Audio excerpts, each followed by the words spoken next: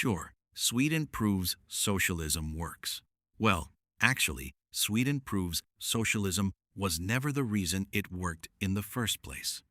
Whenever we talk about Sweden, the first thing we have to do is define our terms, because there is a lot of confusion about what socialism actually is. And it's important to point out that words still have meaning. In order for something to be truly socialist, it has to incorporate this concept: the means of production, the factories, the businesses. The capital must be owned and controlled by the state or the collective. So what does that have to do with Sweden? Almost nothing. Sweden has a stock market. Sweden has private banks. Sweden is home to Spotify, IKEA, Ericsson, and H&M, all privately owned, all competing for profit like any company in America. Volvo isn't owned by the Swedish people. It's owned by shareholders. That's not socialism. That's capitalism, with an unusually generous welfare system sitting on top of it. Here's the actual mechanism. Sweden runs a high-tax, high-spend welfare state, funded by one of the most aggressively free-market economies in the developed world.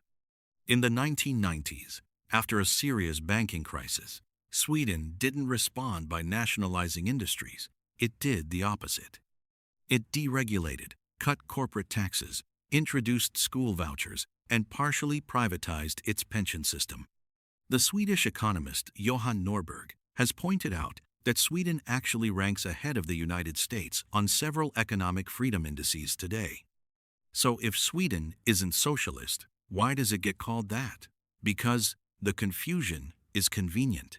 It lets people point at a functioning, wealthy, high-trust society and borrow its credibility for an entirely different economic system, one that has never actually produced that outcome anywhere it's been tried. There are two real problems hiding underneath that confusion. The first problem is that Sweden's welfare state depends entirely on the wealth generated by its private, capitalist economy. You cannot redistribute wealth that private businesses never created in the first place. The second problem is that Sweden's system only survives because of a small, historically high-trust, culturally homogeneous population willing to accept some of the highest tax rates on earth, a precondition that doesn't transplant easily into a much larger, more diverse economy the size of the United States. This is why the economist Friedrich Hayek warned that the road to serfdom rarely starts with a factory seizure. It starts with people mistaking a generous welfare state for an entirely different economic system, then demanding the wrong policy to replicate someone else's success. Now, there are those who insist that Sweden's model still proves markets need heavy government correction to function humanely. And there's a real conversation to be had about the size of a welfare state layered on top of a capitalist economy.